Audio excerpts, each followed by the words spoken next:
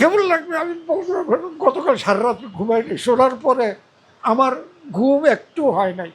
সারা রাত ফজর নামাজ পড়া আমি কই এখন যদি শুই তা আমি তো উঠতে পারবো না। আমি বলছি আমার অফিসে আয়, আমার অফিসে আসছে, অফিসে আইসা প্রথম সাক্ষাৎ হইল।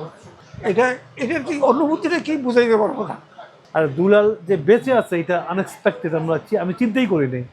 ভাবতাম হয়তো যুদ্ধে কোনো গোলাগুলিতে হয়তো মারা গেছে। এই দুলাল যে হঠাৎ করে চলে আসবে, আসলো, এবং এখানে কোনো সন্দেহ ডিএনএ টেস্ট মানে অন্য কোনো টেস্টের প্রয়োজন নাই। তার শরীরের গঠন, পা, আঙ্গুল, হাত, মুকুল ভাই এবং ওর ভাই সব 100% এখানে মিল। উনি যেদিন চলে যায়, যেদিন যায় সেদিন আমার সঙ্গে আমার থেকে আমার আরো দুইটা চাচা সবাই ছিল। আমরা 4 জন খেলাধুলা করতেছিলাম। আমার ভাই যে ক্ষুদা, আমার চাচারে দেখে ও কেন আসলো দেখে এই যে সে চলে গেল, ওই যে গেল আমাদের গাছের গোড়া দিয়ে, তুলা গাছ ছিল, তুলা গাছের নিচে দিয়ে সে চলে গেলো, এই যে গেল।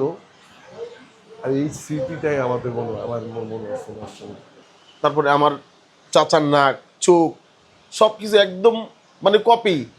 মানে আমাদের যে চারটা, আমার বাবা, আমার জেঠা, আমার চাচা, ওনাদের চেহারার মানে এতটা মিল, মানে যে কেউ দেখলে বলতে পারবে যে না ওনারা আপন 3 ভাই। খুঁজে পাওয়ার ক্ষেত্রে আমাদের মতলবের যারা যারা তাকে সহযোগিতা করছে এবং আসছে, আমার সাথে যোগাযোগ করছে, আমি সবার প্রতি কৃতজ্ঞতা প্রকাশ করতেছি।